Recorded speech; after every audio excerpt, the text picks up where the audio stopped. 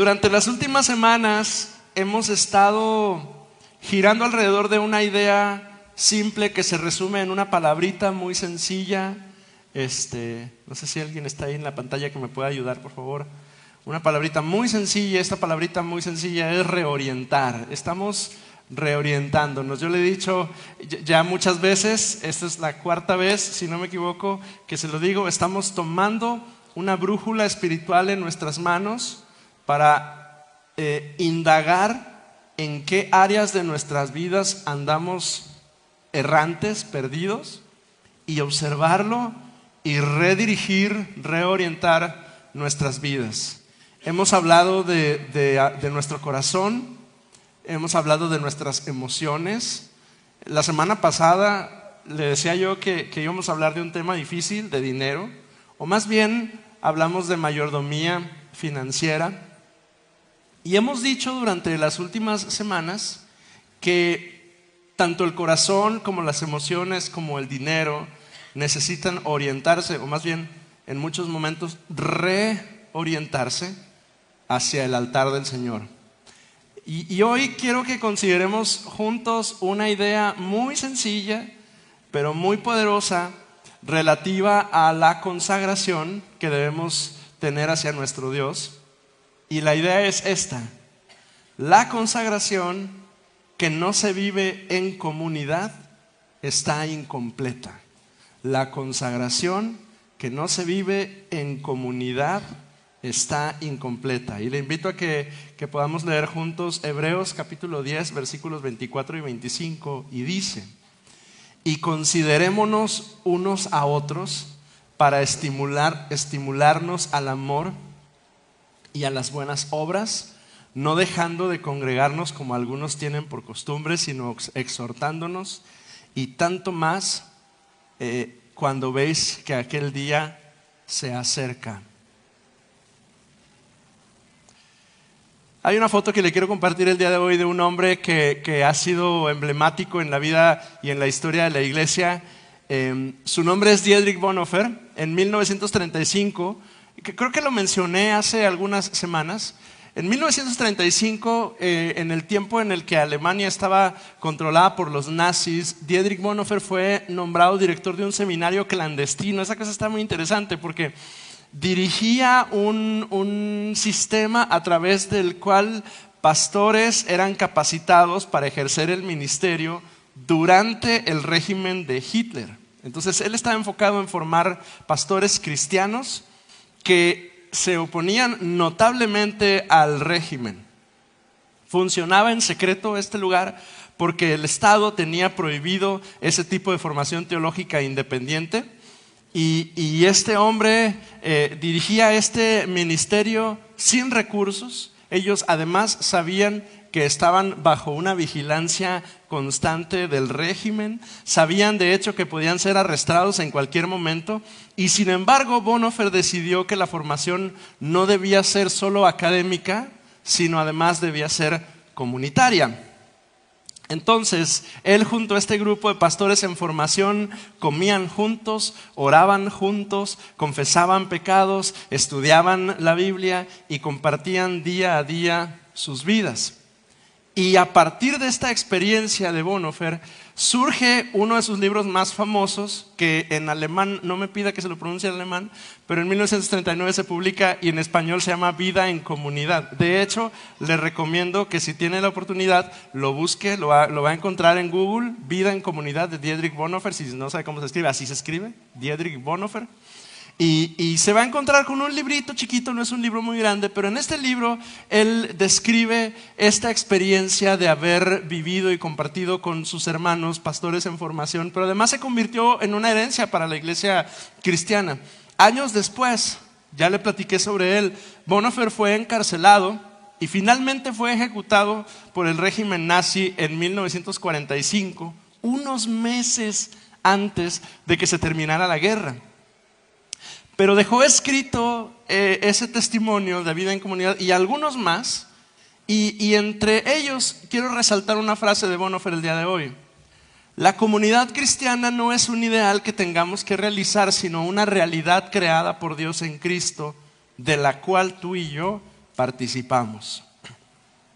Lo interesante de los escritos de Bonhoeffer, cuando usted lee el libro, pues encuentra riqueza en él, pero cuando usted lee el libro y lo contrasta con lo que ellos estaban viviendo, o sea, no era una vida cristiana sencilla, no eran momentos ligeros, no se encontraban quizá en la paz, en la quietud, en la bonanza en la que tú y yo nos encontramos. Ellos estaban viviendo en persecución. Y en persecución, él escribe estos libros y no los escribe desde la comodidad de una sala con calefacción y una maquinita de escribir fancy, ¿verdad? O papel bonito para escribir. No, está escribiendo desde el sufrimiento, desde la persecución, desde el riesgo, pero también desde algo que tú y yo hoy llamamos discipulado real. Para él, la comunidad no era un lujo espiritual, era necesaria para la supervivencia espiritual. Y escúcheme, en tiempos de persecución, la iglesia valora la comunidad. Lamentablemente, en tiempos de bonanza, de ligereza, probablemente quizá como los tiempos que vivimos hoy, porque ¿qué nos cuesta ser cristianos el día de hoy? Pues a lo mejor salir hoy con frío de su casa, caminar en el extremo de alguno de los casos 6, 8 cuadras, ¿verdad? Y llegar aquí. ¿Sí? ¿Qué nos cuesta? Nada. Pero cuando cuesta, cuando hay persecución, cuando hay sufrimiento, cuando hay tensión, entonces nos damos cuenta que necesitamos la vida de comunidad. Nos necesitamos, hermano, hermana, unos a otros. Porque ya sea en persecución o en bonanza, la vida de comunidad no es un lujo, hermanos. Es necesaria para la supervivencia. O sea, usted quiere tener una vida cristiana larga, próspera. Yo quiero que pasen muchos años y yo siga teniendo ese entusiasmo y ese deseo por buscar al Señor. Pero sabe que creo que la única manera en la que podemos mantener ese fuego encendido es mantenernos en comunidad. Quiero iniciar este día con una idea clara. Dios, hermano, hermana, Dios no nos santifica en el aislamiento. Dios nos santifica en la comunidad.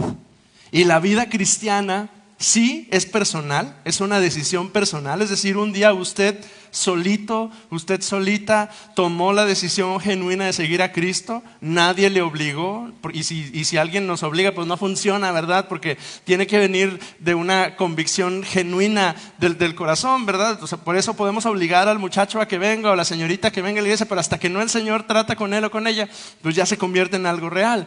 Es una decisión personal, sí, pero se vive junto a tus hermanos, no en aislamiento. No es privada. Y hoy quiero que exploremos juntos, mis hermanos, esta idea simple, muy sencilla, y tiene que ver con que nuestra vida reorientada hacia el Señor siempre, siempre, siempre implica estar con otros.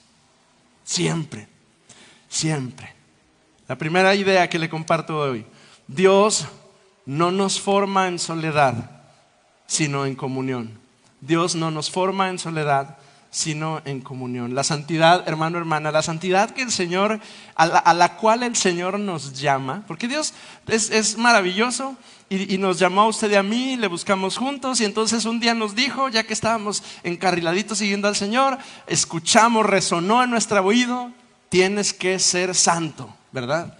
Y esas palabras irrumpieron, ¿verdad?, en el silencio de nuestras vidas y dijimos: santo, ¿qué significa ser santo? Bueno, tienes que estar apartado, tienes que apartarte de las cosas que no son correctas, tienes que vivir una vida moralmente correcta, tienes que tomar decisiones éticas, tienes que hacer lo correcto, porque a eso estás llamado tú. Y entonces dijimos: bueno, pues hay cosas que el sentido común nos decía que teníamos que dejar de hacer, y luego empezamos a leer la Escritura y nos encontramos con otras tantas que no estaban tan claras, pero que ahí dice que tenemos que empezar a practicar, y lo empezamos a hacer. Pero todo eso, mi hermano, en el plan original del Señor, lo vivimos como un proyecto comunitario. no como logros individuales. Hay un par de citas que le quiero invitar a que pueda abrir su Biblia conmigo. La primera de ellas está ahí, Génesis capítulo 2, versículo 18.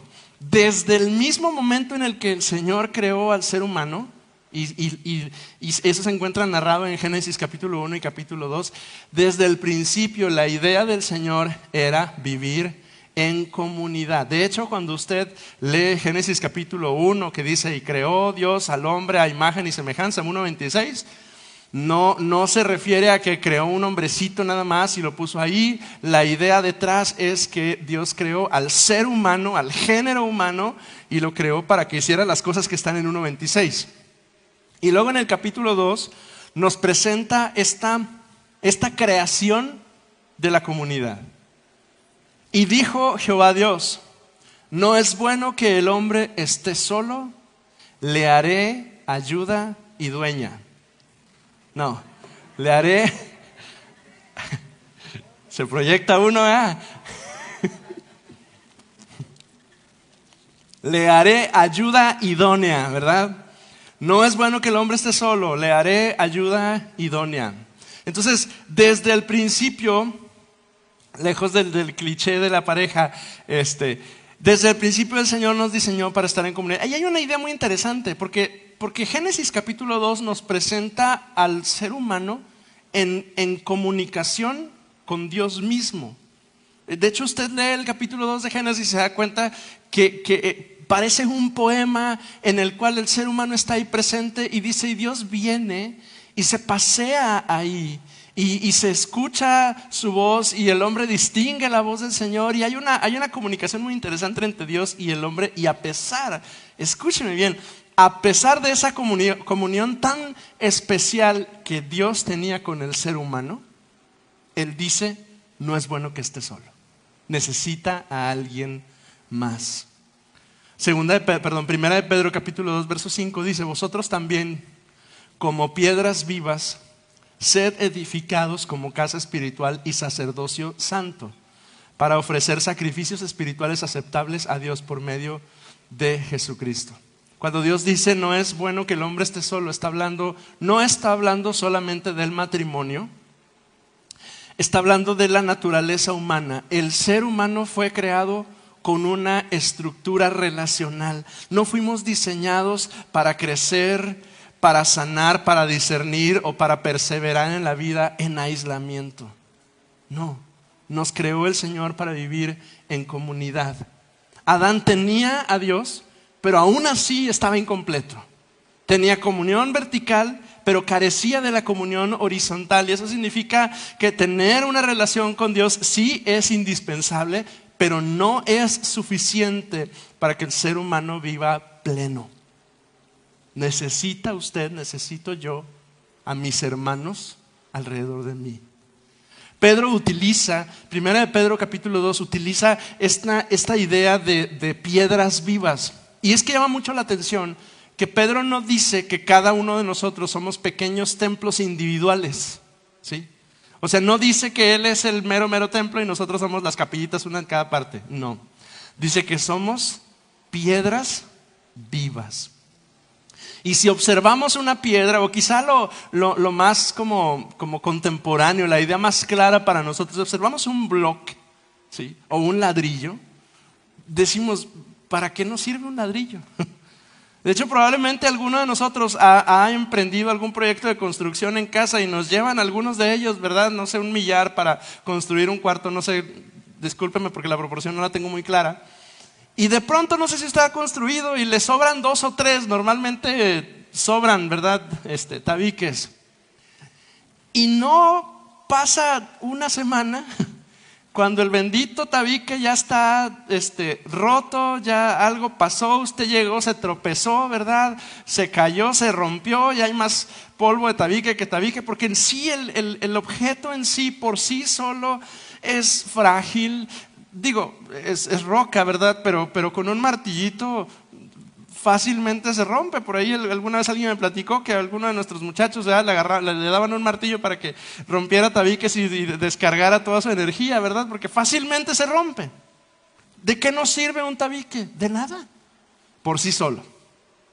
Pero cuando los ponemos uno a otro y los entrelazamos, porque además los expertos de construcción saben cómo se deben acomodar, ¿verdad? Para tener una firmeza, entonces adquiere sentido estructural. De la misma manera usted y yo, solitos, aislados, perdidos por allá, en un día como hoy, húmedo y frío, pues nada más nos vamos a humedecer y fácilmente una pedradita, una patada, una caidita y se va a desmoronar. Pero cuando estamos unidos como piedras vivas unos con otros, entonces somos parte de esa estructura divina llamada la iglesia. Y la santidad no se vive como una experiencia privada, se comparte junto con otros. Se comparte unos con otros. No entramos a la iglesia, hermano, hermana, a construir algo nuevo. Cuando nosotros llegamos y nos hacemos parte del cuerpo de Cristo, no es que ya vine y ya llegué y ahora sí las cosas van a ser nuevas y distintas y fabulosas porque Almanza ya llegó. No, hermano, la verdad es que simplemente somos una piedra más de la construcción maravillosa que el Señor ya ha estado haciendo, escúchame bien, durante siglos. O sea, ni siquiera es que durante una década o 20 años, que es lo que tiene nuestra iglesia. Hermano, la iglesia tiene 2000 años. Y el Señor desde entonces la ha estado edificando y usted y yo somos solo una piedrita más en esa construcción maravillosa llamada iglesia. Entonces no es que yo llego a la iglesia y ahora todo gira alrededor de mí, es que yo soy una piedra más dentro de esta construcción y debo aprender a vivir dentro de esto llamado iglesia que ya existe desde hace mucho tiempo.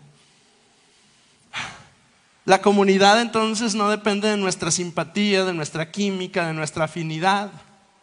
Porque alguien puede decir, híjole, es que quizá y yo no tengo lo necesario o lo suficiente para poder ser parte de la comunidad. Yo los veo que todos son muy risueños, que todos tienen muchos dones, que todos tienen muchas capacidades y yo me veo a mí mismo y digo, es que yo no tengo nada de eso. Bueno, hermano, hermana, es que no importa. Tú eres parte de la iglesia y entonces independientemente si soy simpático o no, si soy afín o no, si tengo o no química con alguno de mis hermanos en particular, todos estamos unidos unos a otros por Cristo. Cristo entonces se convierte en eso que hace capaz que esos bloques, además, porque además en la iglesia la analogía más apropiada es de piedras, porque las piedras todas tienen su forma tan particular, ¿verdad? Y los bloques vamos y los compramos y todos son de la misma medida, ¿no? Pero en la iglesia no. Somos rocas, somos piedras vivas y cada una tiene sus peculiaridades y algunos somos muy filosos y otros somos muy rasposos y otros somos demasiado grandes y otros son demasiado chiquitos. Y aún así el Señor en su sabiduría y en su todo conocimiento decidió que así se construyera la iglesia, con Cristo uniéndonos los unos a los otros. Muchos adultos de pronto buscamos una iglesia donde me sienta cómodo. Y no me malentienda, yo sé que el Señor nos lleva a un lugar y una de las razones por las cuales decimos sí, yo me quiero sembrar en este lugar es porque hay un ambiente favorable para mí, para mi familia y para los míos y eso lo entiendo, ¿verdad? Es un tema de bendición. Pero realmente, hermano, lo más importante es que estemos sembrados donde podamos ser formados. Y quiero ahondar tantito en esto porque soy intencional en usar la palabra formado. No dije informado, dije formado. Y estoy haciendo esta diferencia, ¿verdad?, entre la cabeza y el corazón, porque la información es buena y necesaria, ¿verdad? Y estar en un lugar donde somos bien alimentados y donde la palabra es bien expuesta y donde nuestras dudas sobre la escritura son resueltas y donde hay conversación interesante que es enriquecedora, ¿verdad?, y edificante para unos y otros, donde los grupos en casa llenan esa expectativa de alimento, es bueno, ¿verdad? Pero hay algo que trabaja el Señor en nosotros que no tiene que ver con la información, pero tiene que ver con el corazón. Y eso, la formación de nuestro carácter, a menudo no se da del púlpito hacia las sillas. A menudo eso ocurre en los círculos, donde estamos uno junto a otro, codo a codo, mirándonos en círculo unos a otros y escuchando y compartiendo y a veces, ¿cómo lo digo bonito? A veces friccionándonos unos con otros. Nadie dijo amén, pero yo sé que también nos pasa. A veces lidiando con mis reacciones ante la conducta de alguien más que de pronto y no resulta ser como tan favorable para mí, cuestiono y digo, hoy ya estoy para allá 1 metro de distancia, o 2 o 3, ¿verdad? Pero ese tipo de dinámicas, hermano, hermana, justo son en las cuales Dios nos coloca para nuestra formación. Entonces, sí, debemos estar en un lugar donde nos sintamos bendecidos, pero también debemos procurar que hay ocasiones en las cuales Dios está trabajando con nuestro corazón y nos está formando. Y esa formación, quienes estamos casados, sabemos que cuando el potencial de fricción es alto, nuestros corazones y nuestros caracteres se van afinando y moldeando el uno con el otro, ¿verdad? ¿Alguien tiene más de 10 años casado aquí? Sí, ¿verdad? Y sabe usted eso, ¿verdad? Porque al principio, cuando recién nos casamos, todo era fabuloso, todo era maravilloso. Sí, mi amor, claro que sí, mi vida, no había ningún. Pero entonces empezó a haber fricción. ¿Y qué empezó a pasar? Bueno, además de que empezaron a saltar chispas y alguna vez usted tuvo que dormir en el sillón, ¿qué pasó? Nuestro carácter empezó a ser moldeado. Y entonces yo entendí. Sí, yo compré sillones cómodos, hermano, porque fuimos a comprar una sala en Reynosa y me senté y dije, no, aquí sí está bueno. Ya se me olvidó qué estaba diciendo. La fricción forja nuestras vidas, nos forma. Y esas actitudes que no eran tan favorables en la fricción se tienen que hacer menos por el bien tuyo y de tu familia, ¿verdad? Entonces, hermano, hermana, en la iglesia pasa exactamente lo mismo. Somos formados, somos santificados y la santificación, esa formación que Dios nos da, ni modo, hermano, tiene que ver en algunas ocasiones con esa fricción que luego sucede entre nosotros, pero es parte. Dios no nos forma en soledad, hermano. Dios nos va formando en comunidad. La segunda idea que le comparto hoy, la fe que no se comparte se debilita y la fe compartida se fortalece. El aislamiento espiritual, hermano, no protege, expone. El aislamiento espiritual no protege, expone. Y mire, algunos de nosotros, quienes llevamos ya mucho tiempo en la iglesia, siendo parte de la iglesia, sabemos y estoy seguro que hemos tenido experiencias, algunas de ellas no tan favorables, ¿verdad? ¿A qué me refiero con esto? Muy probablemente en su andar en Cristo, en algún momento se vivió cerca de algún hermano suyo cristiano con quien la cosa no funcionó muy bien, con quien probablemente hubo tensión, trabajó en el ministerio con este o con aquel y no salió algo del todo bien, ¿verdad? Creo que la mayoría de nosotros hemos vivido una situación de ese tipo. Y luego lo que ocurre es que como no nos fue tan bien, o permítame decirlo así, porque a veces sucede, en el andar en Cristo, a veces nosotros somos muy, muy sobrios, muy cuidadosos, pero tenemos hijos, ¿verdad? Y nuestros hijos que conviven allá o acá, o los sábados aquí, a veces se llevan muy bien y todo es fabuloso. Pero un día soltaron chispas entre ellos dos, o ellas dos, y eso se trasladó a la familia, ¿verdad? Porque eso es muy típico, que suele suceder aquí y en China y en todas partes. Y generó tensión, ¿verdad? Y entonces un día dijimos, a partir de hoy vamos a pintar una raya, sí, vamos a ir a la iglesia, pero ya no vamos ni a hacer, ni a ir, ni a dar, ni a nada, porque todos son asuntos, todos son problemas, ya no queremos saber nadie. Entonces, lo que suele pasar después de una situación de tensión como esa, que insisto, no estoy hablando de ninguna situación en particular porque es algo que es muy común, lo que suele pasar es que decimos, ya, límite, y ya no quiero tener comunidad. Sí, voy a ir a la iglesia el domingo, pero es lo único que voy a hacer. Amado, amada, aislarnos no nos protege. Aislarnos, de hecho, nos expone. Cuando tomamos esa decisión intencional de aislarnos del resto del cuerpo de Cristo, de sí voy, yo voy a ir a Koinonia o a la iglesia que sea, porque insisto, no es un tema de aquí, es algo general. Me aíslo y digo, ya no quiero nada, y pienso que estoy tomando esa decisión para protegerme a mí y a los míos, pero como estoy restándome a mí y a mi familia la oportunidad de vivir la fe compartida junto con mis hermanos, en vez de protegerme, los expongo. Y provoco que esas áreas de nuestras vidas que Dios quiere madurar y trabajar en nosotros no se logren trabajar y madurar lo suficiente. Y un día viene una lucha, una prueba, una tensión o una tribulación externa y no tengo la fortaleza suficiente para poder enfrentarla. O déjeme decirlo así para que sea un poquito más personal y podamos cristalizarlo mejor.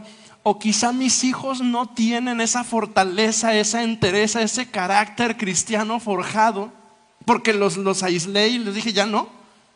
Y entonces cuando llega esa prueba, no la logran superar.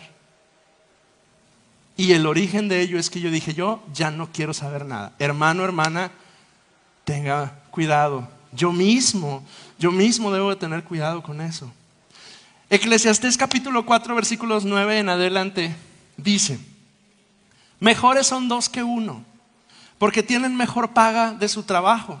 Porque si cayere, el uno levantará a su compañero, pero ay del solo, que cuando cayere no habrá segundo que lo levante. También si dos durmieren juntos, se calentarán mutuamente. Mas ¿cómo se calentará uno solo? Y si alguno prevaleciere contra el otro, dos le resistirán, y cordón de 3 dobleces no se rompe pronto. Ayer Brandon compartió con los muchachos y tomó este pasaje, estos versículos, y me bendijo mucho algunas de las cosas que él dijo. Él estaba hablando ayer de la experiencia de salvación de Pablo y de cómo cuando Pablo se convierte, Ananías estuvo presente y prácticamente fue y lo rescató y oró por él y le devolvieron la vista y demás. Y Brandon decía ayer que siempre necesitamos de gente como Ananías que nos ayudan, que nos dirigen, que nos inspiran. Eclesiastés nos habla de la vulnerabilidad humana. El problema del que camina solo no es que sea malo por caminar solo, es que si anda solo es frágil. No tiene respaldo, no tiene cobertura, no tiene quien le levante cuando se caiga. Observa lo que dice Colosenses capítulo 3 verso 16. Dice: la palabra de Cristo more en abundancia en vosotros, enseñándoos y exhortándoos unos a otros en toda sabiduría, cantando con gracia en vuestros corazones al Señor con salmos e himnos y cánticos espirituales. Colosenses nos regala una idea, y es que debemos estar al pendiente, exhortándonos y animándonos unos a otros.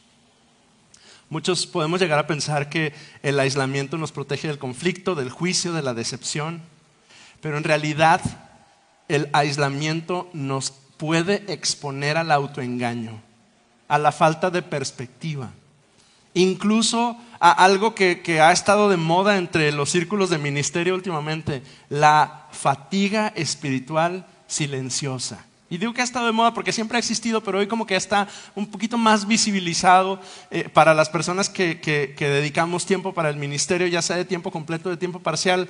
Aquellos que servimos al Señor necesitamos ser sumamente cuidadosos, muy cuidadosos de no vivir aislados y de tener siempre un círculo de confianza alrededor de nosotros, porque si no lo hacemos, el riesgo es que lleguemos a un estado de fatiga espiritual y hacer cosas por hacer, pero sin sentido, pero sin propósito, pero perdidos, pero sin nadie que pueda darnos retroalimentación si estamos haciendo lo correcto o no. Colosenses nos muestra que la fe perdón, se fortalece por medio de la circulación de la palabra entre nosotros.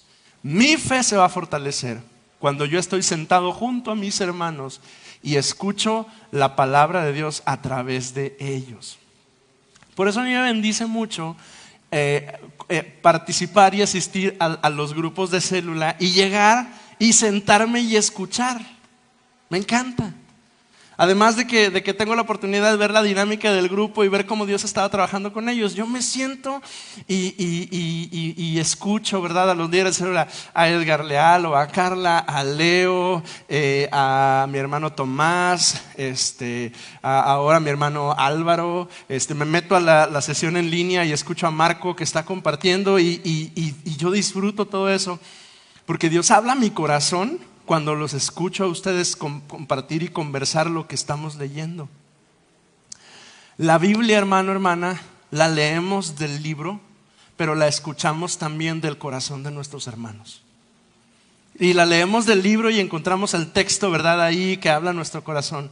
Pero escucho a mis hermanos y detrás de ellos está, uno, su experiencia y lo que está pasando en sus vidas, y dos, el Espíritu Santo que vive, igual que vive en mí, vive en Beto y en Naila y en Hugo y en Coco y en Lorena y en Adán y en cada uno de nosotros. El Espíritu Santo está ahí. Entonces cuando hablamos la palabra, el Espíritu Santo también habla a nuestro corazón a través de ellos. Escucho a Dios a través de mis hermanos.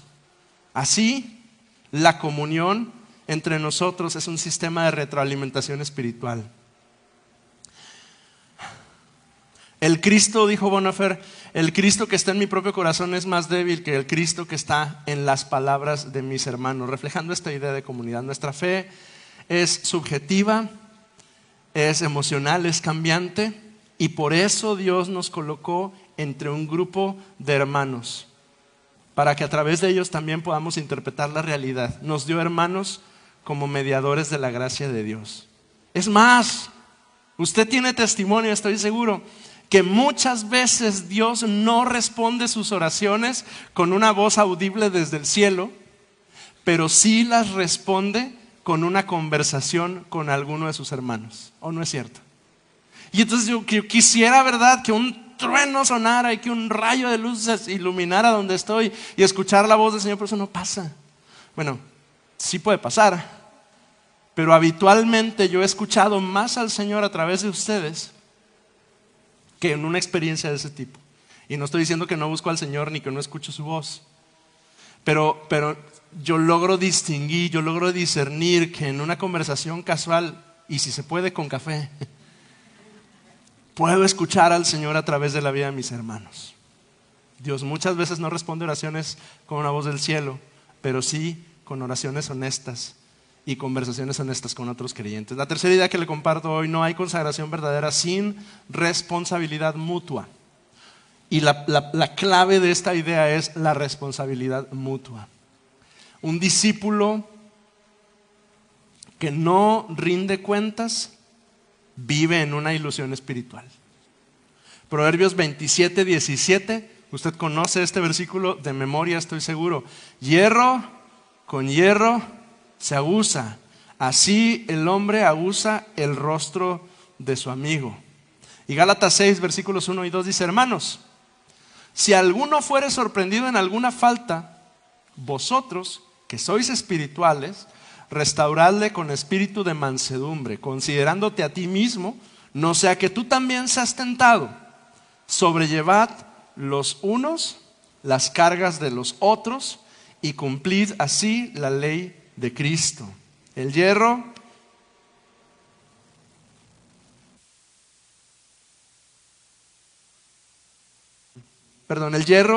se afila con hierro, no con aire. La madurez no se da en la introspección, se da en la interacción. Pablo habla de que debemos restaurar a nuestros hermanos con mansedumbre y cargar los pesos de nuestros hermanos. ¿Cómo te das cuenta que alguien está cargado? ¿Cómo te das cuenta? Yo te voy a decir: estando cerquita. Cerquita, sí sabes. Sí, yo las veo, mis hermanas, que llegan con su bolsa todos los días, ¿verdad? A nuestra reunión, ¿verdad? Y quién sabe qué cargue usted en esa bolsa. Pero cuando hay alguien cerca, ¿verdad? Y comparte, hay un par de hermanas que las amo un montón y los jueves que venimos a Cabed, se van de aquí y se van a dar la vuelta, a pasear, a comer, y etcétera, ¿no? Y entonces, en esa cercanía de compañerismo, ¿verdad? Yo estoy seguro que en algún momento una a la otra le ha dicho, oye, ¿traes Kleenex? Y aquella dijo, sí, permíteme. Y aquí está, ¿verdad? Porque la cercanía nos permite justo eso, estar así y pedir, interactuar, solicitar, otorgar. Y en ese trabajo nos damos cuenta tanto de la bolsa como del corazón. Y solo la comunión permite ese tipo de trabajo del Señor en nosotros, nada más. Si yo me aíslo, me guardo, me protejo, ¿verdad? Y no permito nada de eso, pues yo voy a venir y voy a salir y nadie se va a dar cuenta de lo que traigo en el morral. Y eso puede que yo crea que está bien, pero eventualmente ese peso pesa. Ahora, hermano, hermana, usted tiene la bendición de tener junto a usted un montón de hermanos en Cristo, sabios, entendidos, llenos del Espíritu Santo, que no van a indagar como chismosos para ver, oye, no, simplemente van a estar junto a usted y caminar junto a usted. Se van a hacer presentes junto a usted y junto a mí. Y el día que mi corazón esté cargado, van a saber hacerse presentes y acompañarme en esa carga. Y van a decir, Hugo, pon tu brazo aquí, vamos a caminar juntos. Claro, ello implica cercanía, acompañamiento, a veces corrección, porque a veces alguno de tus hermanos va a tener que, está tan cerca y te va a tener que decir, Hugo, así no se pisa, pisas mal. Pon tu talón de esta manera y camina para que no te duelan los pies o las rodillas, ¿verdad? Sí, pero a veces es necesario. Solo en la comunidad, hermano, aprendemos a renunciar a nosotros mismos, a soportar al otro y a ser formados en Cristo, nada más. Si estamos aislados, no necesitamos morir a nosotros mismos, pero tengo noticias para usted. El Señor nos dijo que debíamos morir a nosotros mismos, que debíamos permitir que Él trabajara en nuestro carácter. Es parte de lo que Dios quiere hacer con nosotros. Y eso, hermano, hermana, solo pasa en comunidad. La comunidad no existe para hacernos sentir cómodos, sino para formarnos a la imagen de Cristo. Y Dios, hermano, hermana, usa personas reales, con defectos reales, para exponer nuestro ego, nuestra impaciencia, en algunas ocasiones nuestra soberbia espiritual. Y la comunidad no solo revela quién es el otro, porque alguien dice, ay, no quiero estar ahí, todos son una bola de... ¿Y tú, Hugo? ¿Cómo eres? Porque en la comunidad, claro, en el compañerismo sobresalen los errores y los defectos de carácter de todo mundo, pero también los míos. Y choco con todo mundo porque probablemente yo mismo estoy lidiando con alguna de esas cosas que tanto retiñen a mi oído, ¿verdad? La comunidad revela quién es el otro y revela quién soy yo. Pero hermano, hermana, si decimos que somos hombres espirituales, si decimos que somos mujeres espirituales, tenemos que vivir en comunidad y no es cómodo, pero es profundo. Comunidad sin espiritualidad se convierte en un club social, pero vacío. Pero cuando usted y yo estamos dispuestos a meternos en este invento llamado iglesia, entonces es como que nos metemos en el taller de Dios, donde Él nos afina, nos moldea, en algunos casos nos talla, nos lima o nos lija o nos corta, lo que sea que tenga que hacer el Señor, ¿verdad? Y trabaja en nosotros para que nos convirtamos en la imagen de Cristo. Alguien puede decir, Yo puedo amar a Dios sin la iglesia. No necesito nada de eso, pastor. Pero necesitas seguir el diseño que Él preparó para ti y para mí. Alguien puede decir, yo no necesito de nadie para crecer. Eso no es madurar. Eso es asumirnos espiritualmente autosuficientes. Y de alguna manera hay como orgullo detrás de ello. Alguien puede decir, y yo mismo lo he dicho, la gente decepciona. Porque algunos de ustedes me han escuchado decir, no, yo ya le perdí la fe a la humanidad, ¿verdad? Lo he dicho en algunas ocasiones en alguna conversación. La gente decepciona.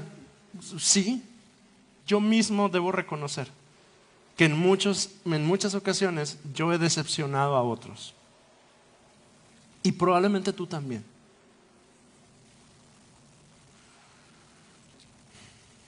De pronto, y el choque que podemos tener es que pensamos que la iglesia debe ser como nosotros creemos que debe ser, no en lo que Dios ha diseñado que sea. De hecho, quizá el choque mayor y la mayor razón por la cual de pronto nos decepcionamos de la iglesia, incluso algunos tomamos la decisión de ya no estar aquí, mejor irnos a otra parte, es porque tenemos una imagen de lo que se supone que la iglesia debe de ser, y como no cuadra con eso que nosotros creemos, asumimos que nosotros tenemos la razón y los demás están equivocados y preferimos irnos a otro lugar.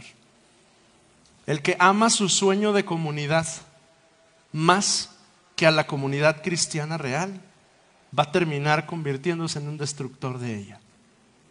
Y yo, hermano, debo ser muy cuidadoso de eso. Porque debo indagar cómo es. Por eso es que este año vamos a empezar a leer el libro de los Hechos en las células. Porque queremos contrastar lo que la Biblia dice que era la iglesia con lo que nosotros estamos viviendo como iglesia. Y preguntarnos, ¿será que de verdad estoy siendo iglesia como la Biblia dice que lo debo ser? Porque tenemos una idea de lo que debe ser. Es que debe de haber esto, y deben de comportarse de esta manera, y debe de hacer así, y debe de empezar así, y se debe de cuidar a esto, y si todo eso a menudo, hermano, hermana, son ideas que uno tiene, y cuando no suceden las cosas como nosotros pensamos que deben suceder, nos decepcionamos, ¿verdad? No, hermano, busquemos. La iglesia es imperfecta. El único perfecto es la cabeza, y es Cristo. El resto somos una bola de seres humanos con luchas, con defectos, con asuntos, con problemas de carácter, con malas conductas, con malas palabras o con malos pensamientos o un montón de otras cosas que nos hacen muy imperfectos. El problema no es que la iglesia sea imperfecta. El problema es que tenemos un ideal de iglesia perfecta. Y entonces lo contrastamos con lo que de pronto pasa en nuestras comunidades y decimos, ay no, aquí yo no quiero estar. No, este es tu lugar. Porque aquí es donde el Señor quiere trabajar con tu corazón y convertirte en la mujer a la medida de Cristo, o en el hombre a la medida de Cristo. Estoy terminando.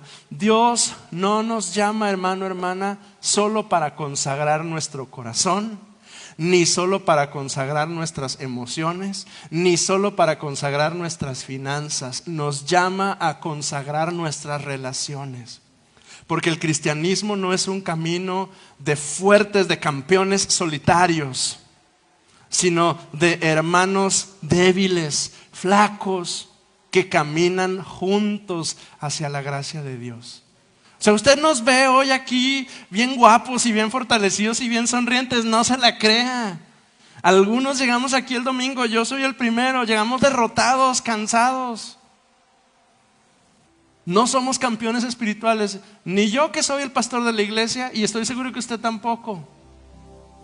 Somos hombres imperfectos, somos mujeres imperfectas, pero hemos entendido que nos ha llamado el Señor a caminar juntos. Hace algunos años, en el 2006, cuando yo llegué aquí a Monterrey, estaba de moda un documental narrado por Morgan Freeman de los pingüinos. Estoy seguro que alguno de ustedes lo vio. Y la escena en el Polo Sur de la tormenta esta de nieve y los pingüinitos todos juntos me fascina. Y si no lo ha visto, búsquelo y véalo, está bellísimo. Esa parte en la que la tormenta está durísima y los pingüinos están todos arrecholaditos uno contra el otro y se van se van moviendo de modo que la orilla la van compartiendo, se van rotando, no están siempre en la orilla todo el tiempo, sino que se van rotando para que puedan tener calor los unos del otro. El pingüino, por ahí sale un pingüino que no se metió a la bola y se congeló y se murió. Pero los que estuvieron ahí vencen la tormenta. Dios nos llama, amado, a dejar de pensar que somos campeones solitarios y reconocernos como necesitados, no nada más de Dios, también de nuestros hermanos. Hay 3 ideas que yo le quiero compartir el día de hoy y con esas quiero cerrar. 3 consejos. Están ahí en pantalla y si usted quiere, anótelos o tómeles una foto y guárdelos como algo que usted y yo podamos aplicar el día de hoy. El primero de ellos: reorienta una relación espiritual. Es la siguiente, David, porque tiene hasta números. Reorienta una relación espiritual. Esta semana quiero animarte a tener una conversación intencional con alguien de la iglesia para que hables con esa persona de tu vida espiritual. A ver, otra vez, ¿qué pasó? ¿Qué quieres, pastor, que hagamos? Sí, esta semana quiero pedirte, quiero animarte, quiero dejarte de tarea que tomes la decisión de hacer una cita con alguno de tus hermanos, quien tú quieras, y tengas una conversación intencional, no sobre el clima, no sobre el frío, no sobre el trabajo, sobre tu vida espiritual. Y le vas a decir: híjole, te estoy mandando este mensaje porque quiero ser obediente a la tarea que el pastor me dejó. ¿Cómo ves si nos echamos un café el jueves? El jueves, va. ¿Y de qué vamos a hablar? Pues ya viste la tarea, el pastor dijo que de esto, va. ¿Qué vas a conversar ese día? Te doy algunos tips. ¿Cómo vas con el ayuno? ¿Cómo va tu temporada de consagración en la iglesia? ¿Estás orando? ¿Qué estás leyendo? ¿Qué fue lo último que leíste de la Escritura? ¿Y qué te habló Dios de ella?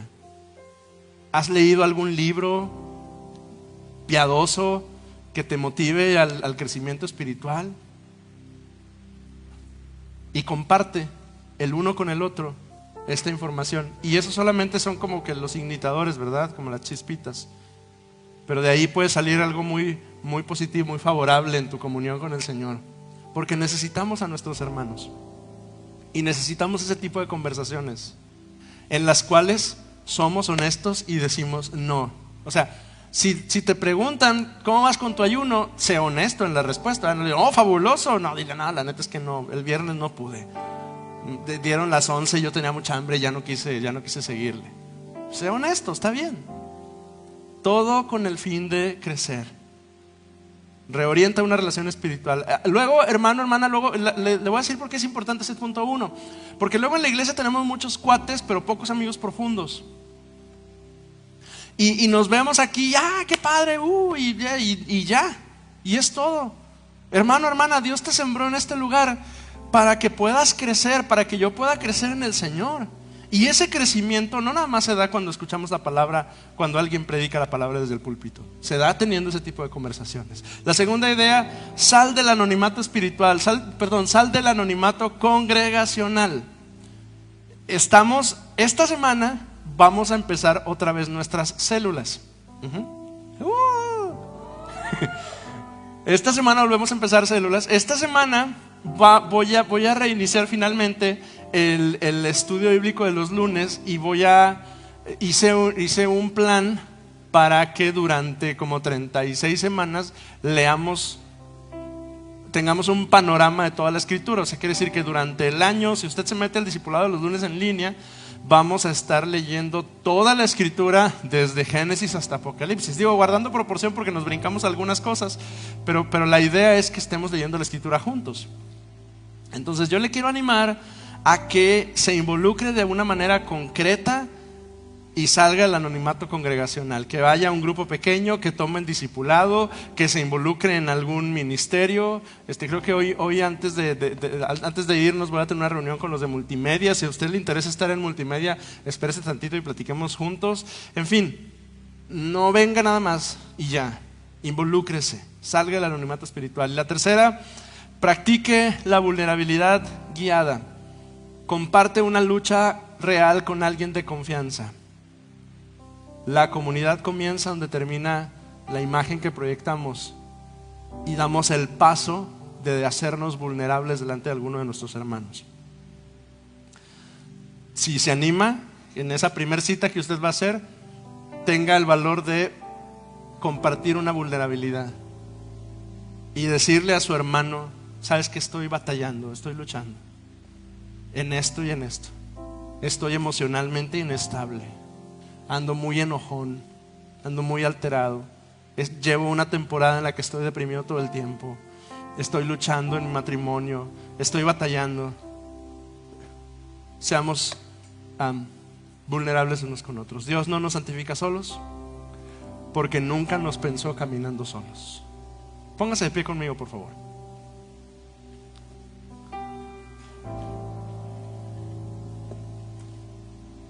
Estamos ya casi, la semana que viene terminamos esta temporada de consagración juntos, pero quiero pedirle que hoy oremos al Señor y le digamos: Señor, gracias porque me sembraste en una comunidad de fe donde tú quieres trabajar en mi carácter y en mi corazón.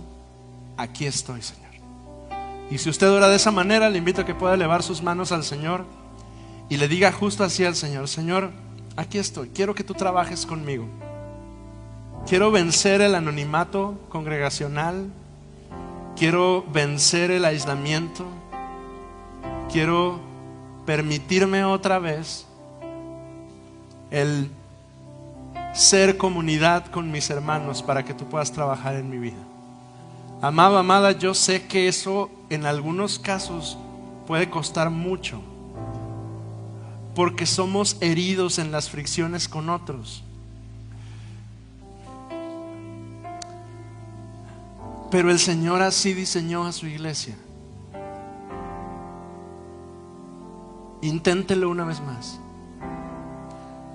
Si Lorena y yo les dijéramos la cantidad de veces que alguien nos ha señalado, nos ha acusado, ha dicho o se ha quejado o ha reaccionado mal por alguna conversación que tuvimos y ya hemos resultado lastimados unos con otros, un montón. Y sin embargo tenemos esa convicción de volver a intentarlo. Pues vamos a intentarlo. Señor, tú eres nuestro Dios, y tú, Señor, nos has sembrado en medio de un cuerpo de hombres y mujeres que, al igual que nosotros, estamos caminando hacia la santificación. Y no te equivocaste, Señor, al colocarnos aquí en este lugar con estos hermanos, Señor, todos ellos redimidos con tu sangre, todos ellos llenos de tu Espíritu Santo, todos nosotros, Señor, caminando detrás de tu cruz.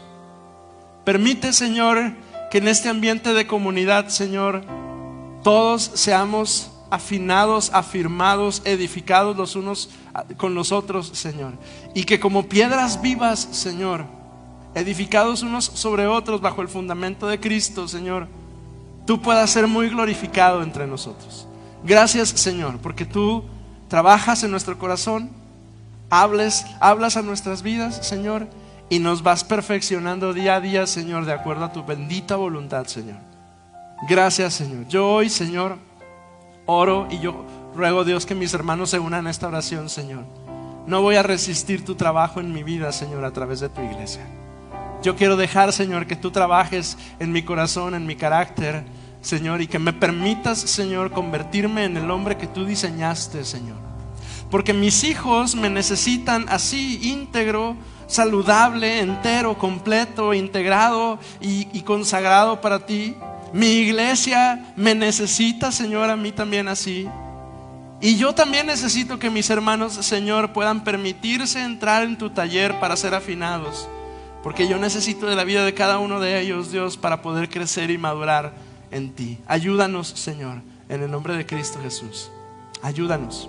Ese es nuestro clamor en este día, en el nombre de Jesús. Aleluya. Adoremos al Señor juntos, mis hermanos.